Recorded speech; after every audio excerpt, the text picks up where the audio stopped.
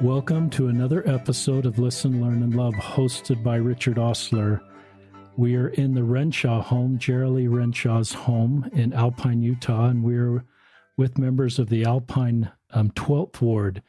Our guests are Bishop Todd Barney, the Bishop of the Alpine 12th Ward, Sister Cathryn Tucker, the Relief Society President in the Alpine 12th Ward, and Sister Jeralee Renshaw, who's a Relief Society teacher in the Alpine 12th Ward. And none of us are here as official spokespeople of the church, so don't listen to anything that's said here and say that's church policy or that's the way it should work. This ward leadership has just been willing to come on the podcast and share some of the things that they're doing in their ward. And as I became aware of some of the things that they're doing, I thought it would be really wonderful if more of you, our listeners, could hear some of the things they're doing. They don't claim to be perfect. They don't claim to know all the answers, just like none of us do. But I think as we share ideas and counsel together, ideas will come into your mind. Sister Cathryn Tucker offered a prayer before we recorded, and we hope that things that are shared in this podcast will help you, and that maybe even things that are not said will come into your mind that help you in your area of influence to help us all come under Christ. The theme of this podcast is a question that Bishop Barney asked in Ward Counsel.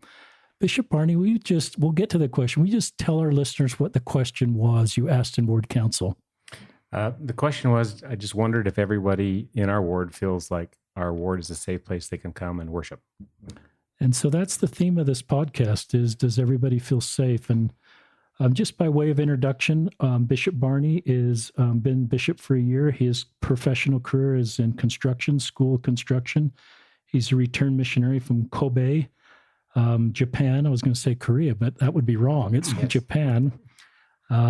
He and his wife, Kathy, have 6 kids and 6 grandkids. And Cathryn Tucker is, as I mentioned, the Relief Society president, has 5 kids and no grandkids yet, and has been her assignment for about 3 years. And we're going to talk about how Cathryn took that question in Ward Counsel and really got serious about it, and has really done some wonderful things in the Relief Society that have also been done in the whole ward.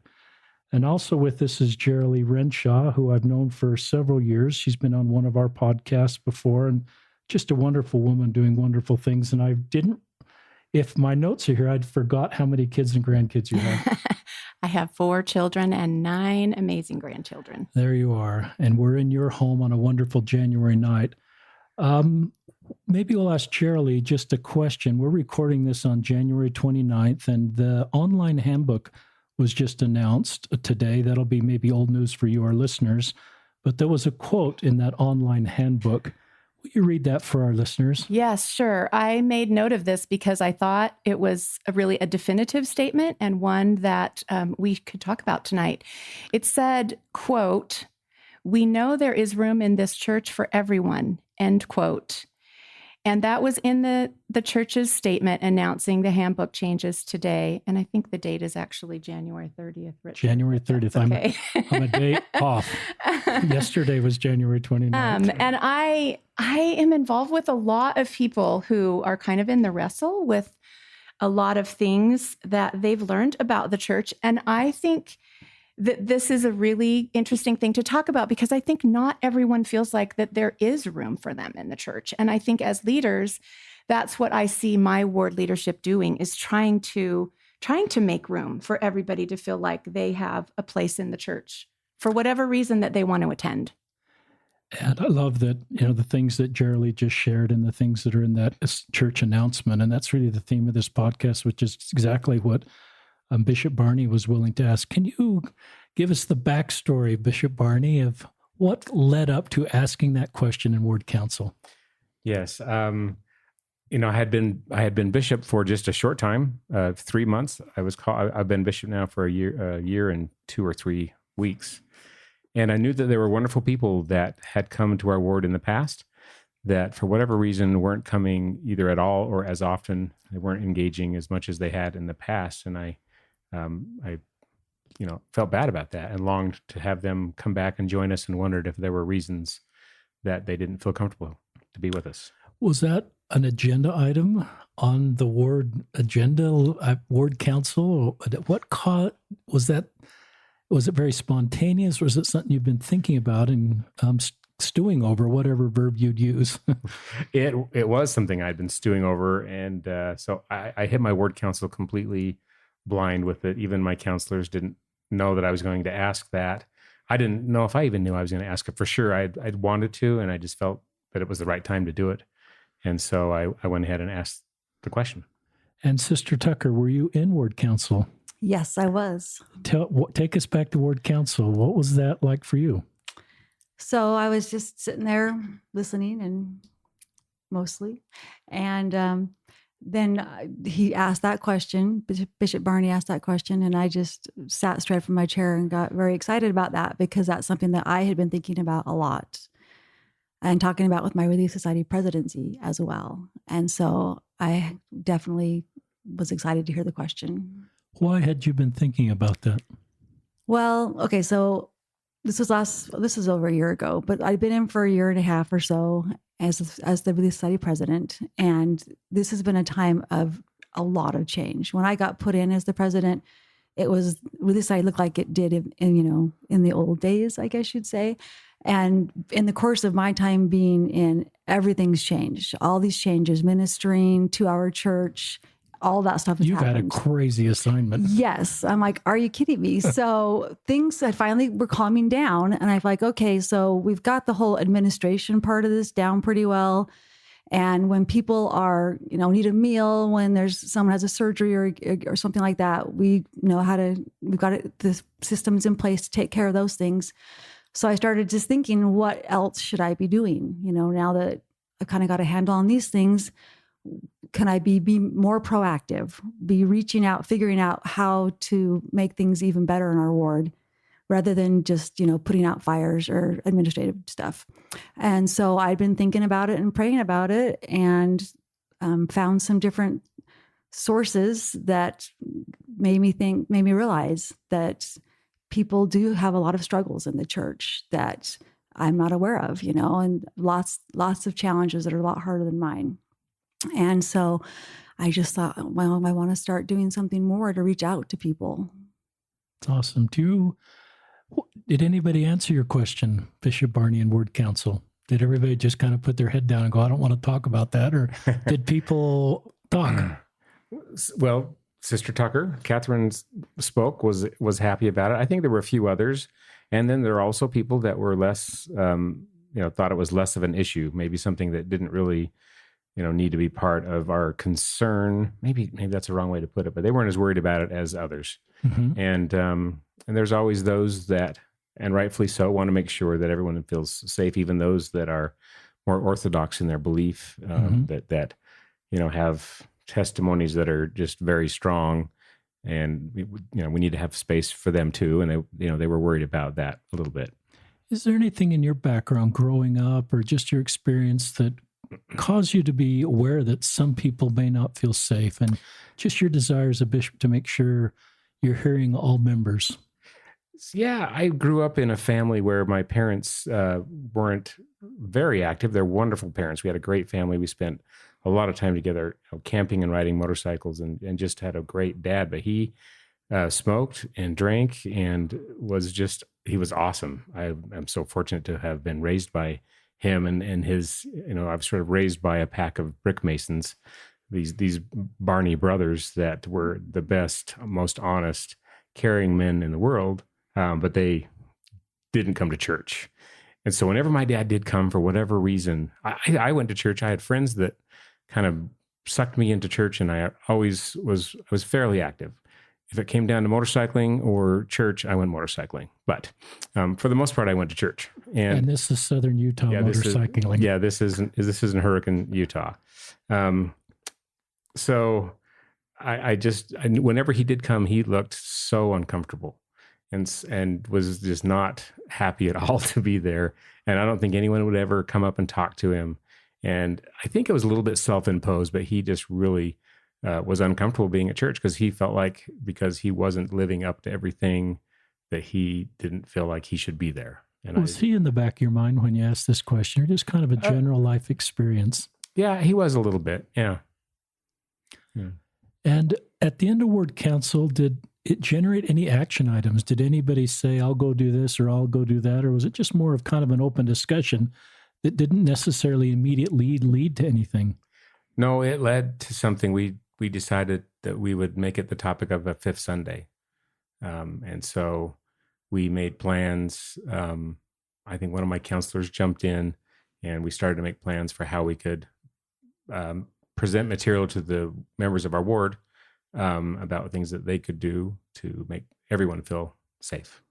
Does anybody want to talk about that fifth Sunday? Who took the lead on that, or was it a team effort? Bishop's pointing at you, Cathryn.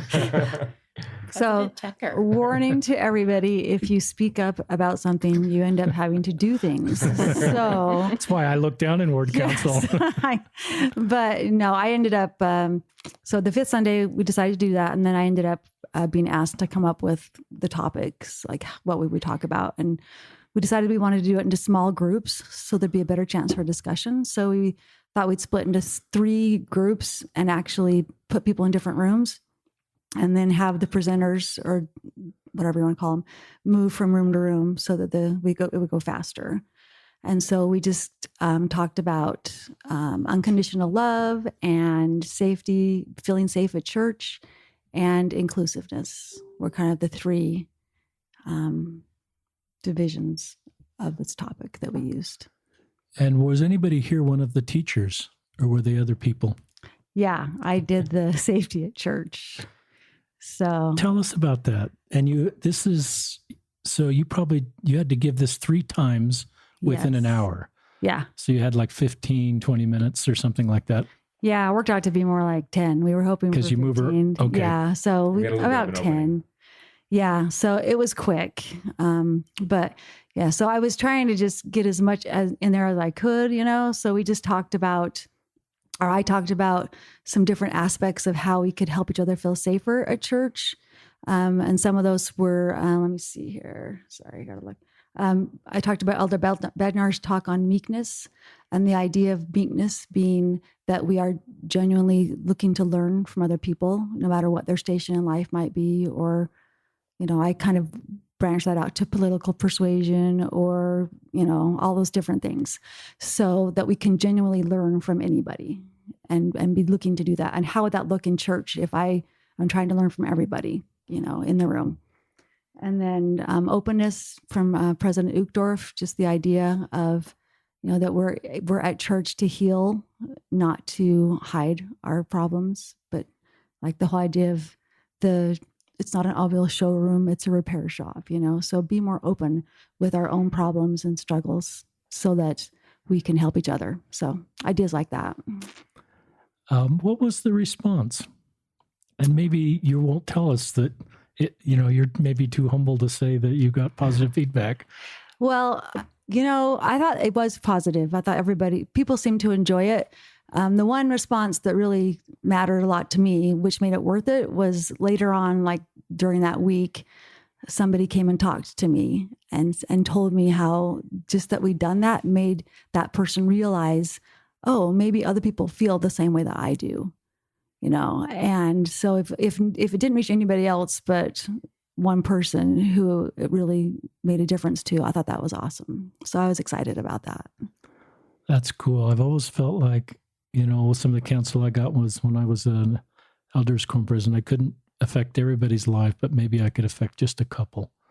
And that seemed more attainable to me in this huge calling. And so when I hear stories like that makes me happy. And I would guess that topic signals to people that, okay, I can talk to Cathryn Tucker.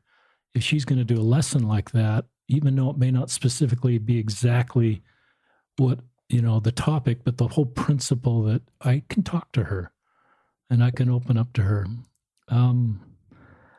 Jeralee, were you there in town this day, or did I think you were out of town? I was out of town, and they did do a follow-up. Were you going to talk about that? In Relief Society, we had a follow-up kind of on those subjects. And for me, probably the most important takeaway that I felt like the Relief Society presidency was stressing that day is that we can learn from people that are different than us. that see life differently and have had different life experiences, and that there is value in including those voices in our discussions. And I want to come back to more of that. Did you go to some of these Fifth Sunday? Were you at interviews, or were you able to go to the different breakouts, Bishop Barney, on Fifth Sunday? I did. I went to all three. So I was just sort of trying to keep the clock, and I spoke a little bit in I don't know if it was the beginning or the end when I had my wife speak a little bit, and I spoke. But I listened to all three. And the three topics were love, safety, that Cathryn just spoke about, and inclusion. Do you want to talk, Bishop, about your thoughts about any three of those? A little bit about inclusion and how some people's testimonies are not as strong as others, obviously. And so there are people who sometimes have questions that they want to ask, or they're unsure about some bit of doctrine, but they're afraid to say that because they don't want the person who has a very strong testimony to just bear strong testimony to them as sort of if I just say this with enough power, it's going to change you and you're going to believe it. So we wanted to sort of change that idea to say, maybe for that person who does have the strong testimony, we want them there as bad as anyone, but we would like them to maybe talk about experiences they've had in their life that have made their testimonies strong and help others to move in that direction as well. What caused you to develop that sort of thinking about this issue? Well, they're just varying levels of testimony. And I think it's Elder Holland that said, like at the amusement parks, there isn't a sign that says your testimony has to be this tall for you to come into church. I mean, it's like the smaller your testimony is, the more you need to come and be with us. And just concern for people like that don't feel completely comfortable because they don't feel like they can say that they know everything in their testimony is true. Any thoughts for listeners that don't have an I know the church is true testimony? What would you say to them? That's why we come to church. That's why we have church. That's why we should be able to come and work through those things and be exposed to feeling the Spirit, because that's the only way, as you know, people learn, is they hear truth and they feel the Spirit, and that's how we all gain testimonies. And if it happens enough, we get very strong testimonies. I love that. Any more thoughts about any of these topics, love, safety, or inclusion, Bishop Barney?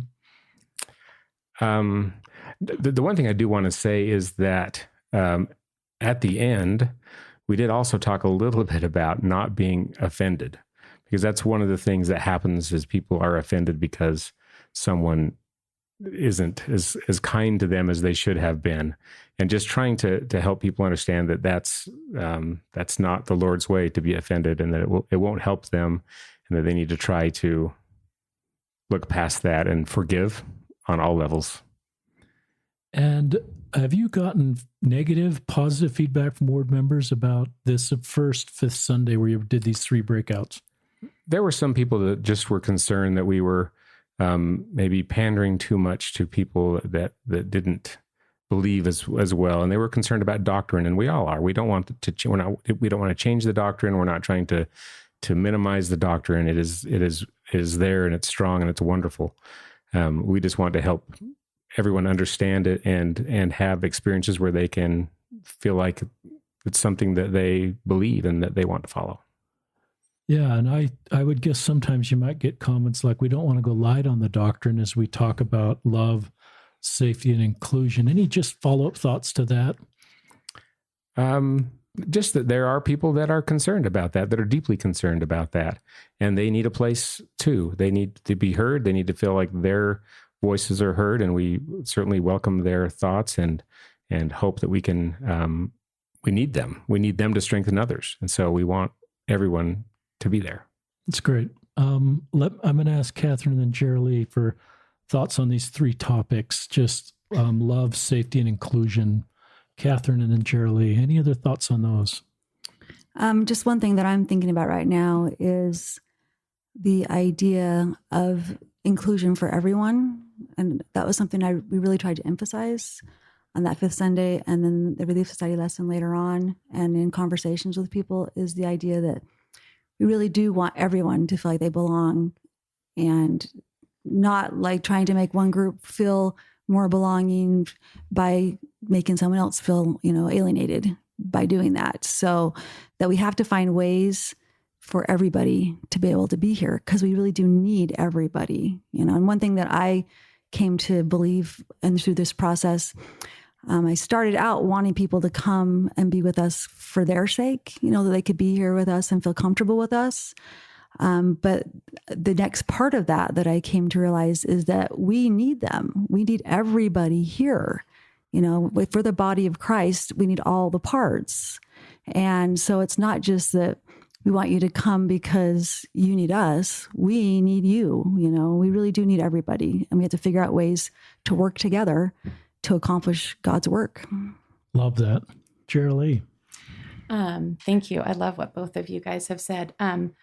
I also remind myself often, because I am in a lot of online spaces where people are struggling with things. And so I talk a lot about big tent Mormonism and how I want to share something really quick here. Good. In Isaiah 54:12, it says, "Enlarge the place of thy tent, and let them stretch forth the curtains of thine inhabitants. Spare not, lengthen thy cords, and strengthen thy stakes."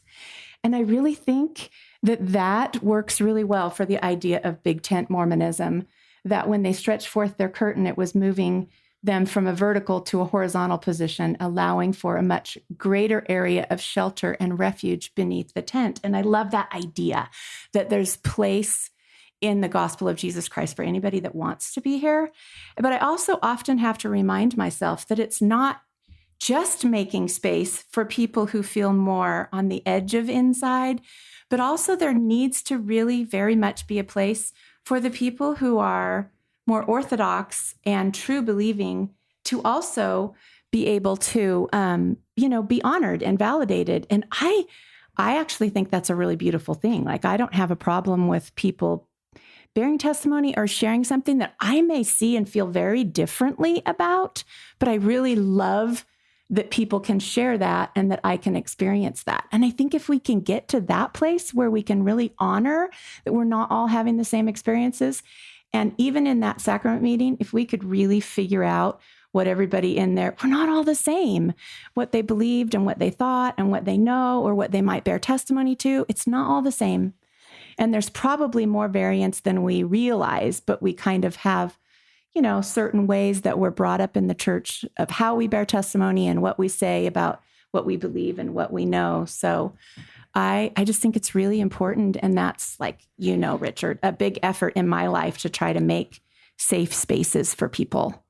I love that. And I think I love what you read in Isaiah about the tent and just your visual that is created in our minds.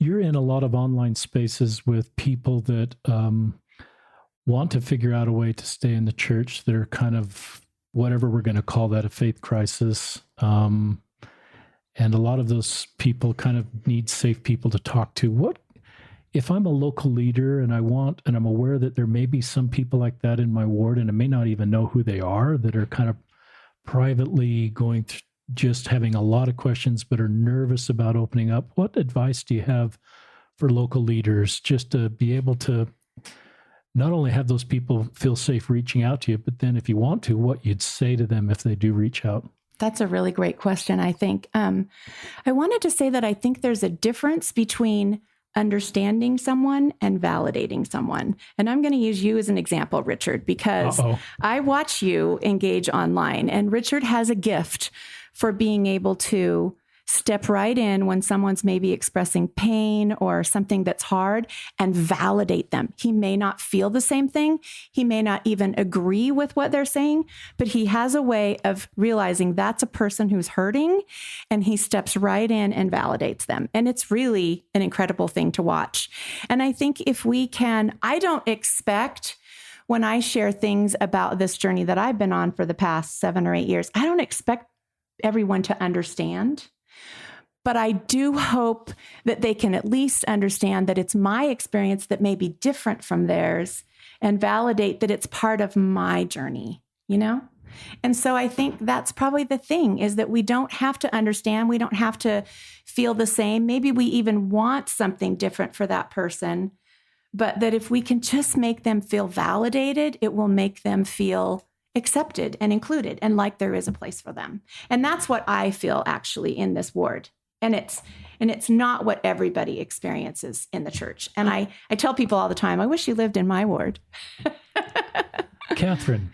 Yeah. So I want to, if I can answer that question a little bit as well, from my perspective. When we first started these conversations about, is our ward a safe place and what should we do with the fifth Sunday, I said to the bishop, I'm going to go talk to some people. And he says, great, And so I did go out, and it was really hard for me. This is not my comfort zone. This whole calling is not my comfort zone. And so, but being on a podcast is. Oh yeah, this is so comfortable. I'm loving it.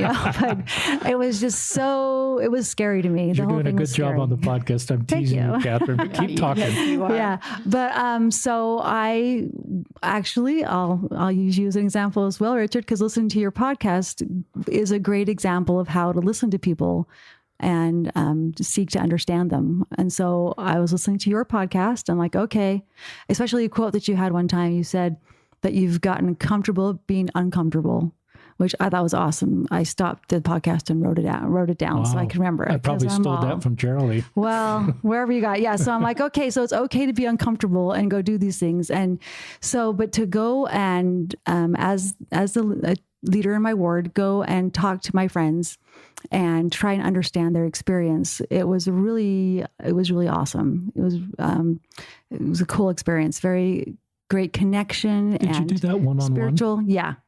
Yeah. So I would go, I went and talked to several different people. And I found if you ask someone, like, I think I'm again stealing from you, the idea of help me understand your experience in our ward. And what a great open-ended question. I love. Yeah, isn't it yours? I don't know. If it was, I stole it from somebody else. I don't know. I don't have any original material. Okay, I don't know where I got it, but I heard it somewhere, and I'm like, oh, that's a great way to put it, And so going in and actually talking to some people one-on-one was just a really great experience and helped me really understand the things that people are experiencing that I don't experience. And it was really important. Did some say that's the first time anybody's asked, or did you get some feedback like that? I don't remember saying that's the first time anyone's asked, but yes, I got very positive feedback about having the chance to talk about things and share their experience. Why did you go alone and not with somebody else?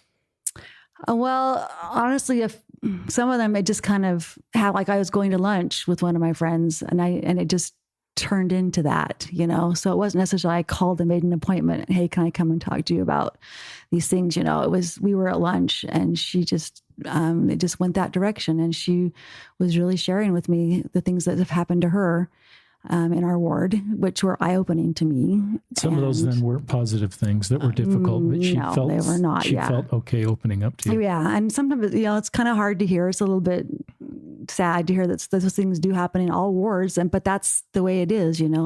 We're all people making mistakes. So it was good. I was glad I got to hear those things, and she did say, I'm pretty sure that she was glad to get to share them with somebody that I was there and wanting to listen to her. It's great.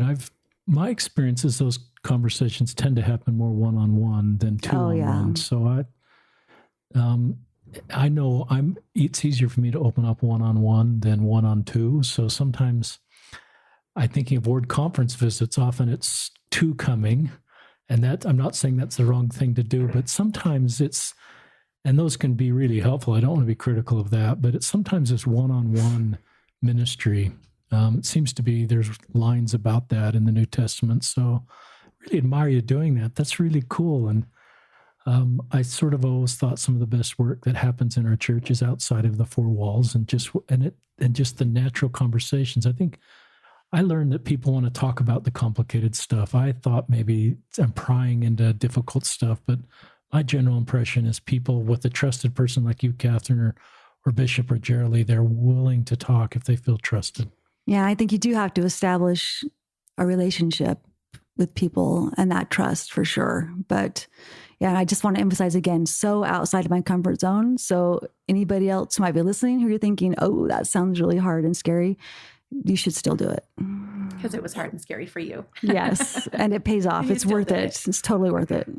One of the questions I had in my mind as I started as a singles ward bishop to hear complicated experiences, it was sort of the first time I heard from people that weren't having just a great experience at church, like most of the people in my circle. And as I started to hear those conversations, I thought, I didn't know what I should do. And I worried that if I validated their painful experience, it would drive the wedge between them and the ward or the church deeper.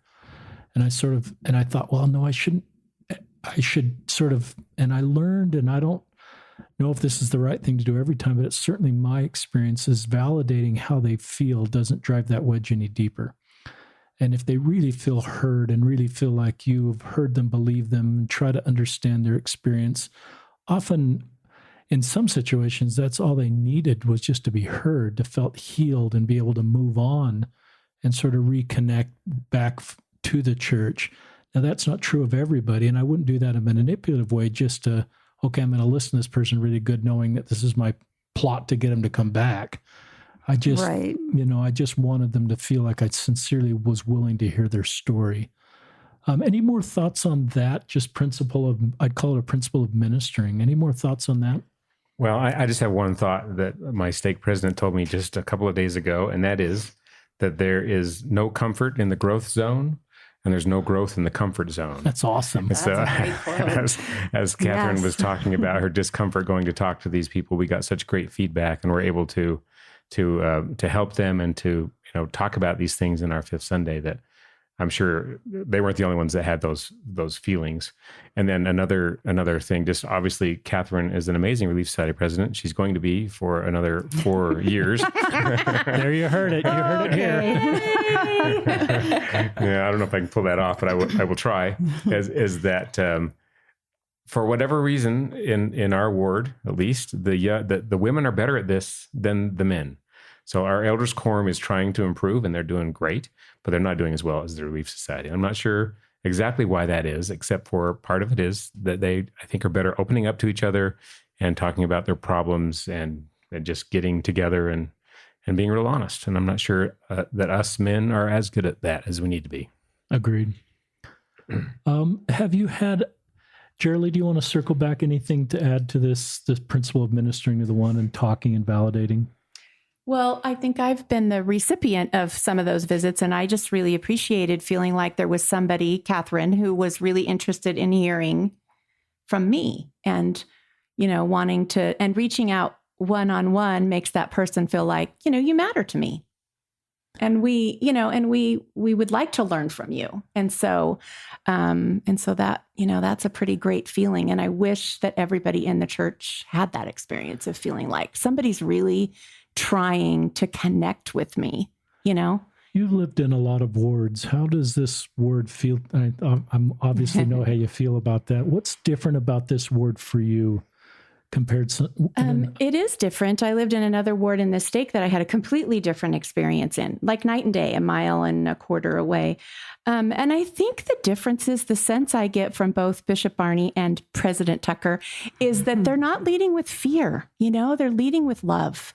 And I think there's a big difference in that. When we lead with fear, then I think we tend to be more rigid and these are the rules. But if you're really leading with love and wanting to just first be friends with that person and build a relationship. I mean, I've seen Bishop Barney reach out to other people in the neighborhood who are not necessarily even members, just even in an effort to be friends or do things socially. And it's not about church or trying to get them to come to church. It's an effort of friendship. And so people feel that when that's offered to them, and they know that.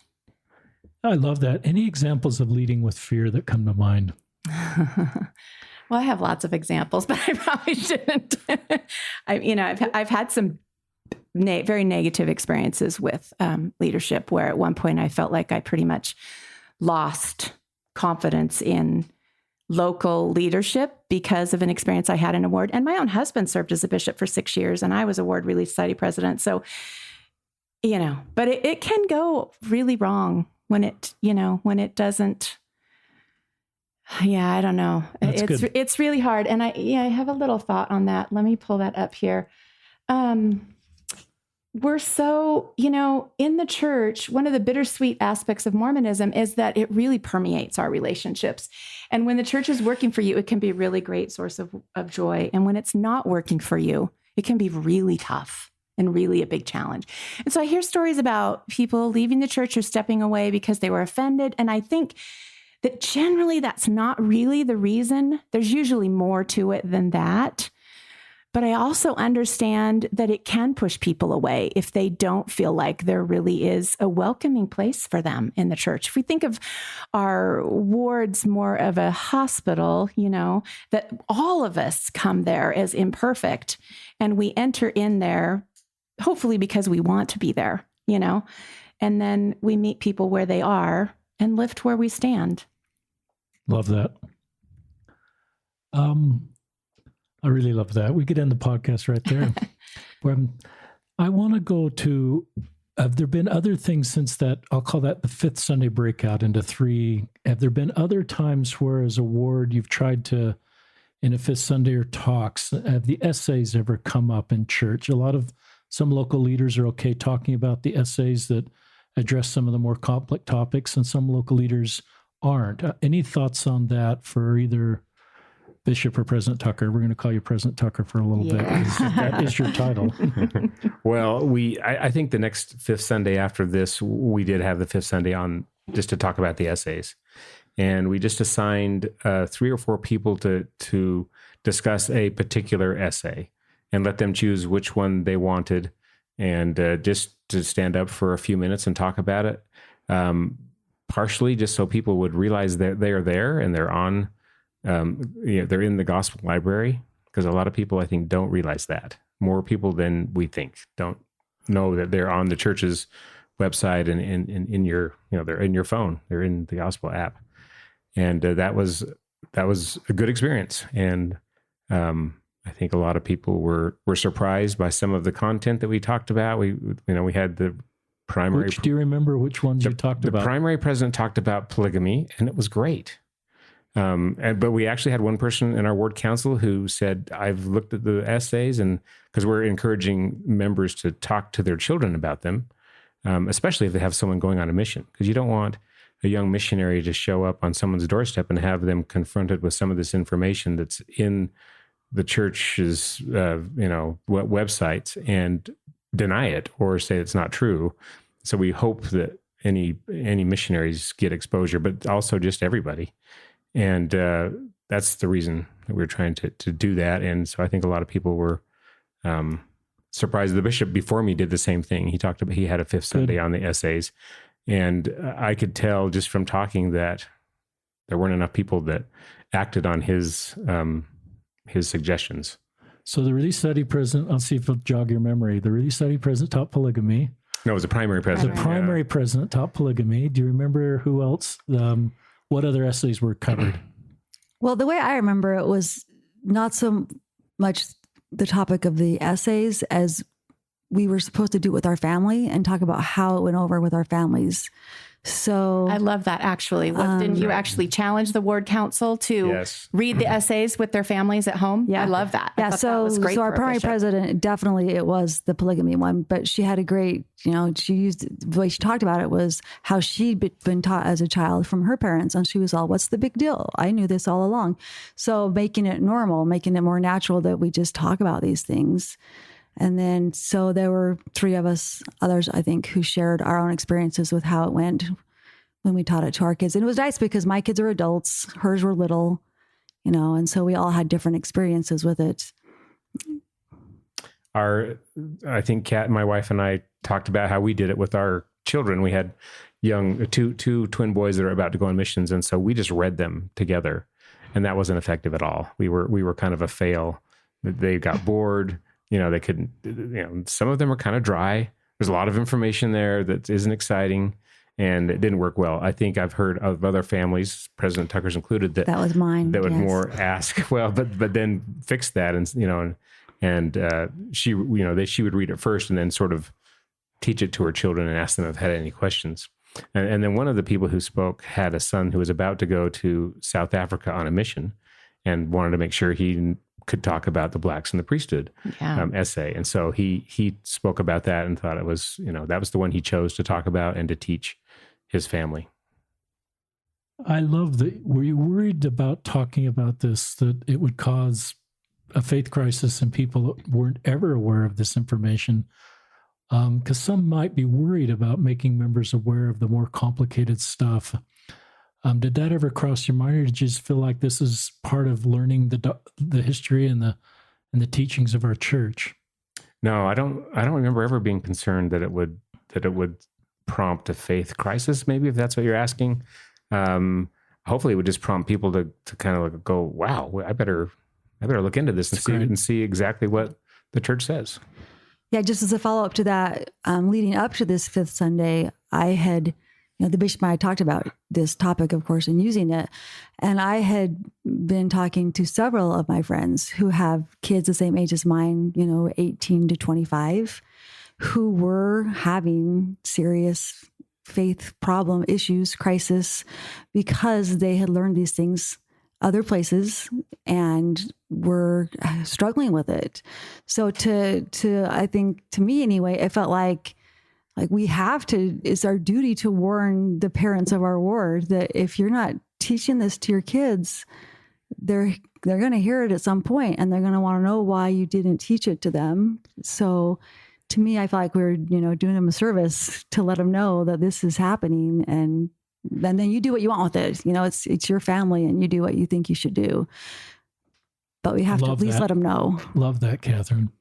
Jeralee, any thoughts on this topic? I just totally agree with Cathryn. I think I'm really grateful that the church put these essays out. I think it was a bit of a pickle for them, because I'm sure they worried that if they put this information out there, they would lose people. But the reality is, with the internet, by the church not putting it out there, they have been losing people. And so really grateful that they're there. And I feel like it opens the door for us to have conversations, because it's on the church website, that I think we should be having, like both of them have talked about, in our families.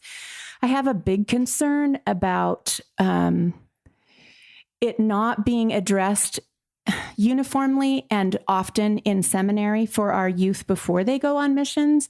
I know two young men personally from another ward who left on missions, great young men, both of them, and went both in the States and met up, like Bishop Barney said, with investigators with smartphones. And they were asked questions like, oh, the founding prophet of your church had 30 to 40 wives. And they were like, that is not true, and bore testimony to them that it wasn't true. I was raised in this church, and that's anti-Mormon material, And so I hope that we can better prepare our young people, because in a sense, I think by them not knowing these things, not being taught in their homes or by the church in seminary before they go, some of them feel like they were set up for a faith crisis. And that's tragic when that happens. So in this case, these two young men that I know of both came home from their missions and Googled and realized that what they had borne testimony of was not true. The investigator knew more than they had, having been raised in the church, and they're both long out of the church now. Wow.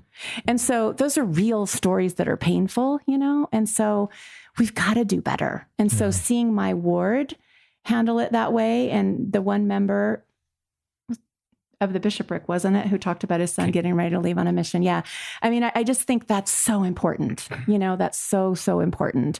But first of all, everybody needs to know they're there. So if we're talking about it in our ward, and not all wards are talking about it, I would love to see the day when it's addressed from the pulpit in general conference more openly, so that everybody in the church knows that they're there and are aware that this is coming from, a source that's safe, that they can sit down with their family and look into these things.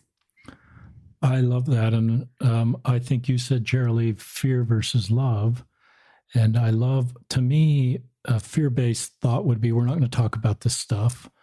So there's a lot of fear potentially in talking about the stuff that's in the essays, but there should be no fear. Because it's just the doctrine of our church. It's what happened in our church, and our church has experienced. And some of that, I like what Elder Snow said in an interview I heard from him,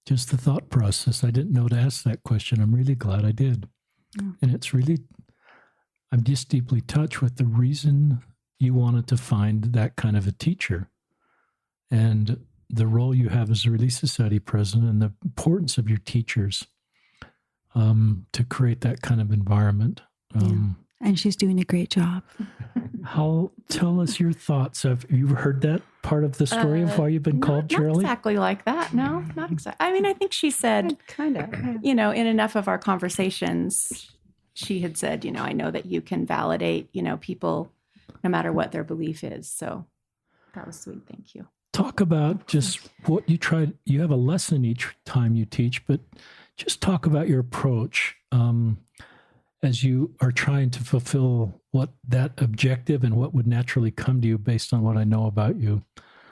That's sort of you speaking to other teachers in a way. If you want, what are you doing to try to help everybody feel like they belong in Relief Society? I think this it's not me, it's before I came in. I think this Relief Society really has the ability to be able to be pretty vulnerable and share. And some of the lessons we've had, the one where we talked about mental health and even suicide, we just didn't have enough time for all the comments people wanted to make. Like there was so many hands that went up that really it was just about, letting people talk. And I just think that the most important thing is that people feel like they can be part of the conversation. And I think that happens really well in this ward. And I don't think it's just me. It happens in all the lessons. And I really love that people can, that place sitting in that Relief Society room with their sisters is a place where they can share the painful things and the hard things. And there's tears sometimes and, be a little bit vulnerable. And it is a little different than what's happening down the hall in Priesthood when I compare notes to my husband, which I think women in general are probably What better lesson about did that. you teach to generate that discussion about mental health?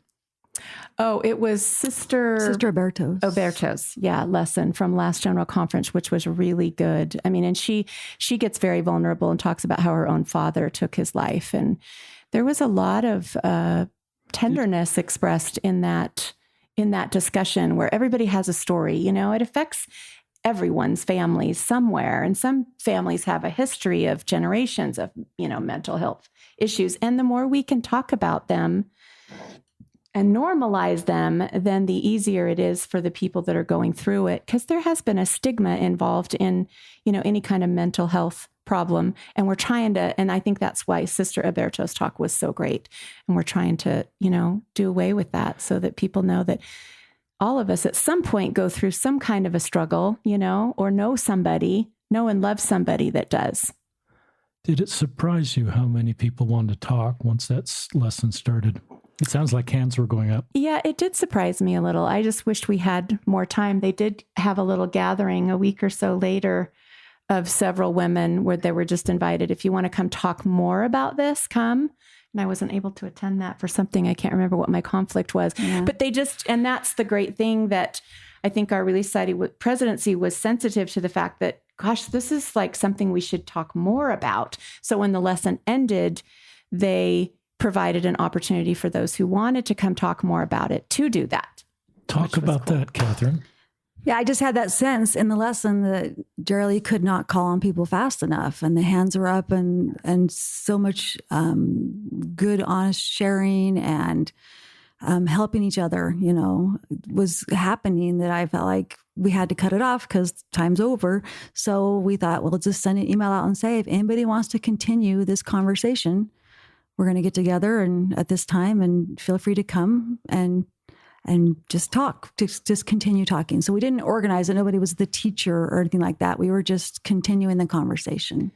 Tell our listeners, what did you go to someone's house? Did you go back to the ward building? No, it was just during the day at the bishop's house, because his wife she's a secretary in the presidency. It's just a great example of being able to meet the needs, to sense and meet the needs of women. Like, we should provide an opportunity. And not everybody could come to Relief Society because some people are teaching in primary. Yeah, we actually did have. So one of the people who came, she saw the email and came, but she was in primary, so she didn't even get to come to the lesson. So it was great to get to hear from other people as well. And could I add one more thing about that? Just the thing about that lesson that was so great to me is in trying to feel like helping everybody belong and feel like they have a place. I feel like we've talked a lot about faith ideas here today, but just as important are those who are suffering from depression and anxiety, or going through a divorce, or, any number of like health challenges. There's so many reasons why people feel marginalized or feel like they don't belong as much as other people. Mm-hmm. And we're really trying to be aware of all of those things, and try and reach out to everybody. So that's why I loved it when Sister Alberto gave that talk. I'm like, oh yeah, we're using that one for sure. Yeah, I mean, it's really important. And Elder Holland had given a talk about mental health thing, but it had been years. Mm-hmm. And that talk still stuck in my head because it was so different than so many of the conference talks. So it was wonderful to have, especially a woman, and be so vulnerable about her own experience with it. Like, she really was such a great example. The Relief Society presidency, General Relief Society presidency, put out this video about their board. And I can't remember what all the statistics were, but they went through all these women's lives, how many of them had experienced depression, one or two had been divorced, all these different statistics. Mm-hmm. And you realize that these women that are at the head of our Relief Society organization, they have lives like ours. They're not these perfect people that are immune to difficulties and pain. They're just like us. I love that word, immune. That sometimes we get this expectation, if we do all these things, that we're immune to mental illness, or we're immune to different things that just, have come into our lives that aren't sin related or are fault related. I'm really intrigued because I do sometimes recognize the clock ends on a meeting, but people want to keep talking about that. And I love what you did, is that you just said, you sent an email out to the Relief Society and said, we'll continue to talk about this. Come to Kathy's home. Was it your wife's home? Mm-hmm. Your home, same home. Just for our listeners, the bishop and his wife live in the same house.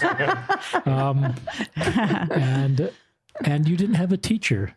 I think sometimes we get so structured sometimes that it inhibits our ability to have these sort of conversations, or we need to get through the lesson. We need to make every point. But often these are the kind of meetings that are the most meaningful, is when people can share and open up.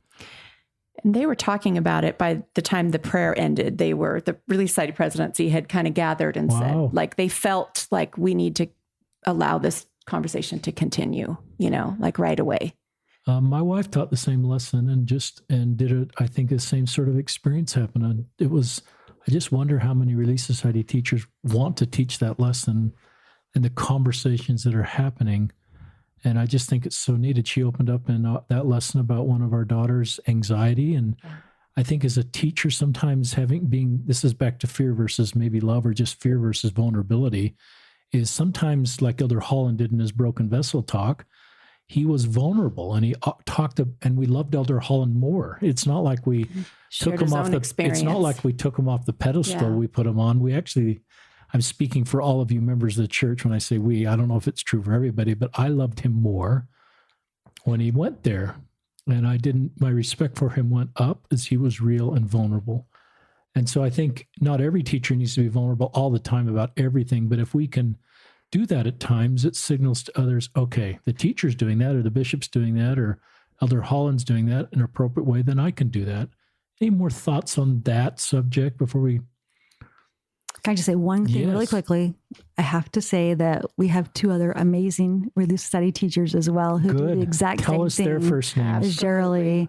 So Dawn and Becky. Yeah, they both do the same thing. Just that, creating that safe space and making everyone feel like they can say what they want to say. So we have an amazing team. So Dawn, Becky, and Jeralee. I'm going to make an acronym out of that. DBJ. The DBJ team of the Alpine 12th Ward. I think there's something important about being able to share some of your own story. When I taught from Elder Suarez talk and said about my experience about having children leave the church, I think that people could comment.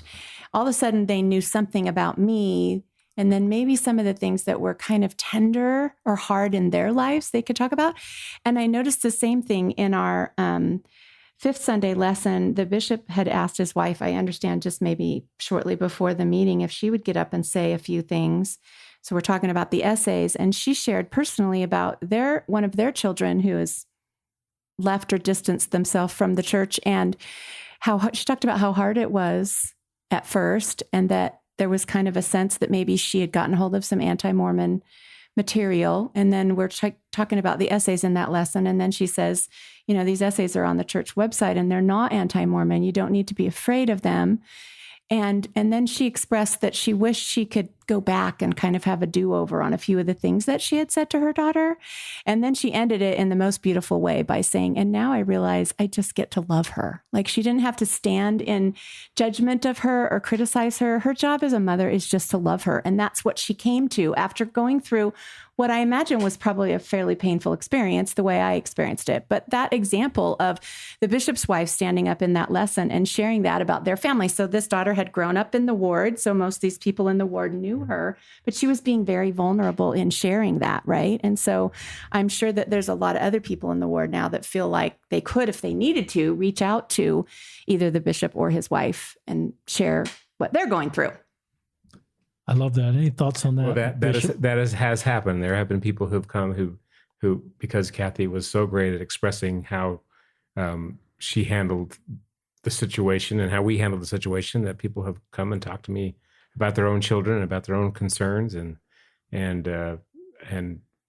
ask what they could do better at this. And we certainly don't have all the answers, but just having experience helps to do what Kathy eventually said, is just to love beautiful. them and don't love them like you're trying to get them to return to church. That's not part of the reason you're loving them. You're loving them because you love them. And that's how, if we treat everyone like that, I think it helps. It's great advice. It's great advice. Thanks for sharing a little bit about that person. I think that makes us all more real when we're open like that. And I do love where we're doing things like that signal to our ward or the people who have stewardship responsibility. Okay, they're pretty real and are open up with some of their experiences. And the church leaders just don't need to have this perfect life. I think then it makes it say, okay, and open up to Bishop Barney. I can talk to President Tucker. I just had a brain block on your last name, but that's right. It is Tucker. Yes, correct. And so I think that's great. Any more on that subject for asking a new question? What do one of the questions I've been thinking about is, some members are coming to church perhaps without a temple recommend, Bishop Barney, and sometimes I think we create this culture potentially that it's sort of, you need to get to the temple or there's just not a place for you, you're going to leave. It's sort of, there's no middle ground there. And I think we all love the temple and we want everybody to feel the blessings of the temple, but occasionally there's a member that just says, this is kind of where I am. I'm at peace being an active member of the ward and participating, but it just isn't part of my journey right now.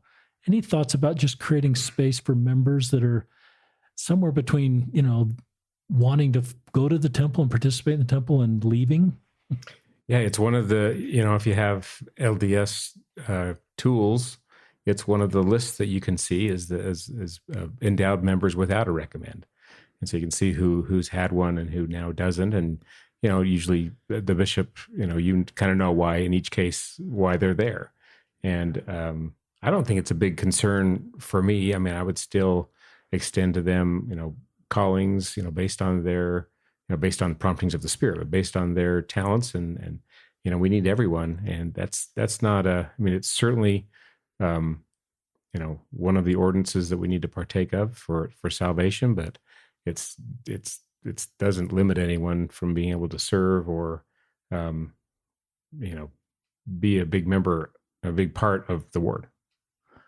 I like that answer, and I haven't thought about that very much, but I do remember as a singles ward bishop seeing that, and I think in hindsight, I don't know what I did at the time. It's been too long ago, but I think what I do now, and help me if this is good advice, I'd probably be willing to meet with each of those people and develop the trust and say, okay, brother or sister, I recognize that you don't hold a temple recommend and you are endowed.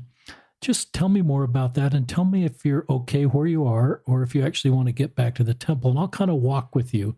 You kind of set the agenda here on what you want to do as far as your temple attendance. And if you do want to go back to the temple and that's a goal, I'll kind of walk with you and help you do that. And we can work on that together. But if you're feeling really at peace, that isn't part, I'd be okay with that too. Any thoughts if that's okay or, Well, I think it's definitely okay, but I think one of the mistakes we sometimes make with our young people when they first go to the temple is we see it as a box they need to check before they go do the next thing, whether that be a mission, whether that be marriage. I don't feel like we always emphasize enough the importance of that great endowment. And sometimes it gets rushed over, and sometimes they feel uncomfortable. They just aren't prepared enough. I know I was not prepared enough growing up in a family where nobody went to the temple. I was the first member of my family to go and was completely blown away, but I had a loving bishop next to me and I came out okay. But I know a lot of people are just, they weren't prepared enough and they get concerned about things and don't go back for whatever reason. And I just think it's something that we need to do a better job of making that an important thing that you have. It's one of the 6 saving ordinances, and making it more important than just a stepping stone to move on to the next thing. I like that. And I think this is maybe an example of just this broader issue. You've got potentially a range of believers in your congregation, from people that attend that maybe don't hold traditional or even typical beliefs in the church, but want to come for the community, want to come because a spouse is coming, want to come for lots of reasons, but may not hold traditional beliefs, to those that hold very traditional beliefs, and just creating space for everybody. Anybody, we're kind of near the end of the podcast. Anybody want to share some thoughts on just helping everybody feel like they belong?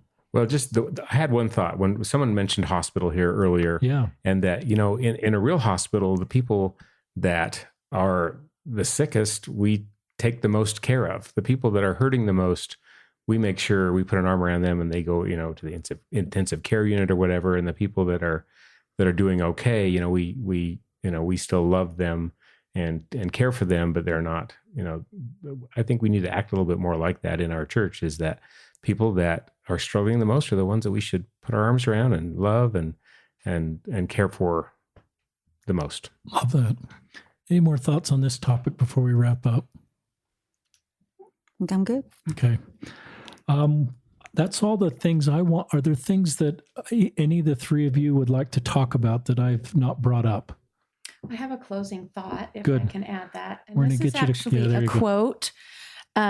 So David Ostler, Richard's brother, is a good friend of mine too. And I had a conversation with him a few weeks ago, and he said this to me. It was through Messenger. So I took it down as a quote, and then I talked to him this morning and asked him if I could share that in the podcast. And he told me and I was he welcome. Actually answered a messenger. He did. He Way to go, responds Dave. pretty good to me.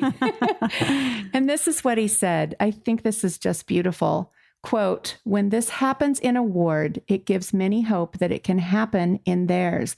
The question your bishop asked, is this ward a safe place for everyone, is a profound understanding of what it means to become like Jesus. I wonder if all of us could find ways to introduce this question in any of our comments in class, in a prayer, in a talk, in a lesson. I think that because of its profound simplicity, it could change a culture.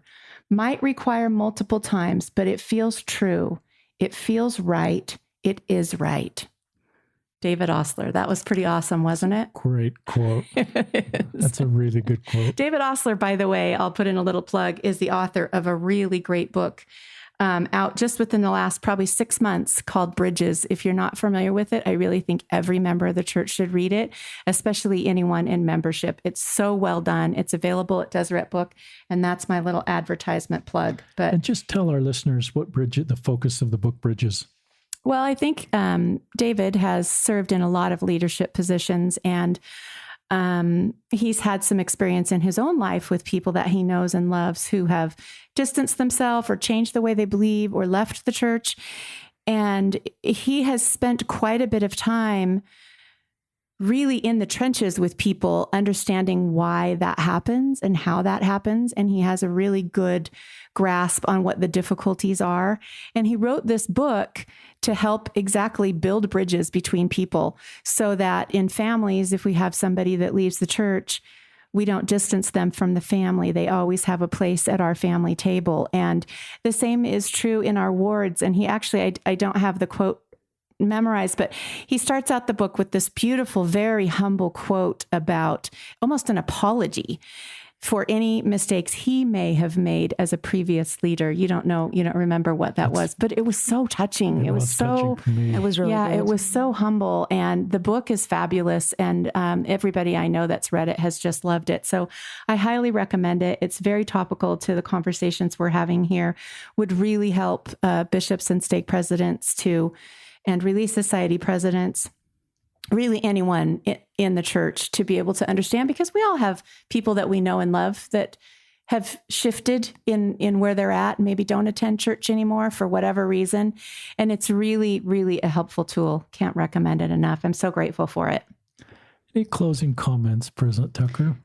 Just to follow up on Jeralee's, mentioning that book reminded me that I love President Nelson's quote that good inspiration is based on good information. And there's a lot of good information out there about the struggles people are going through. And it would be, I've really learned a lot from podcasts like yours, but also from books like Bridges. And like, if you want to learn about depression in the church, read Silent Souls Weeping. So good. If you want to learn about women at church, read Women at Church by Nylan McBain.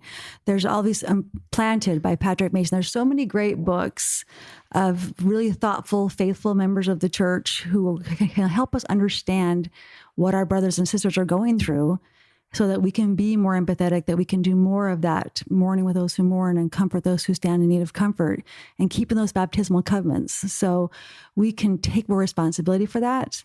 And by learning more about what people are going through, and also, of course, by talking to people and getting their story firsthand, but also learning about the things they're going through, if it's an illness or things like that. So that's also, I think, a really great way to try and help each other and help people feel like they belong, is to take the time to understand what they're going through. I love that. You said something I don't think anybody's ever said before. It just really struck me, getting their story firsthand. Often we sit in Ward Counsel or we talk about somebody that may have stepped away from the church or not coming, and we sort of hear bits and pieces of the story. And we may make conclusions based on the bits and pieces or what a prior bishop said from another ward before they moved here. But what you said is, you're laughing. And I know, but I love what you just said, getting their story firsthand and sort of putting aside anything that we may have assumed. That's really powerful, Cathryn. And I just love what you've done going out and hearing these stories firsthand. Bishop Barney, any closing comments you'd like to share? Just that, obviously, as a bishop, you need to pick great leaders and just stay out of the way, which is what I really try to do with our ward. Our ward council is so great, and it's terrifying being a bishop, and it's nice to have them to sort of delegate things to and just stand back and support as much as you can. And another thing I just wanted to mention is that. There's so many things that we can have questions about that are important to talk about. But if we really think about them, they don't really affect our core beliefs in that God is our Father and Christ is our Savior, and that the priesthood has been restored and that the church is being restored. That's one of the interesting things about the new handbook. They said the Elder Christopherson, I think it is, it says, as the church continues to be restored, is one of the things he says in that quote today, that we can have a lot of other things going on that don't really affect those core beliefs, and we can hang on to those and know that those things are true, and feel that we believe them, and know that our Savior loves us and is our has atoned for us, and still hold on to those as we search other things.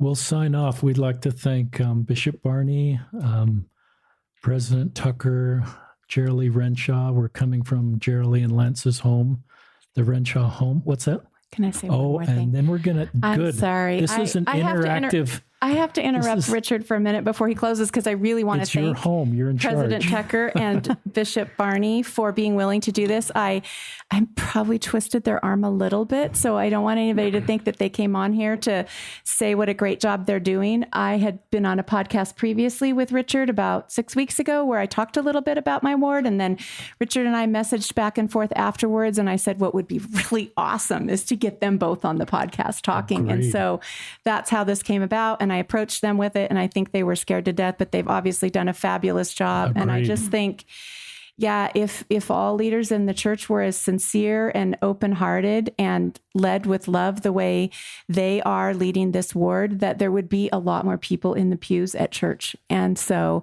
I'm really grateful for your willingness to come on and talk about this. I know it's like way out of your comfort zone, but but you've done a great job. So thank you. You're awesome. And thank you, Richard, for doing this with us. I agree with Jeralee. And thank you, our listeners, for joining us on another episode of Listen, Learn, and Love.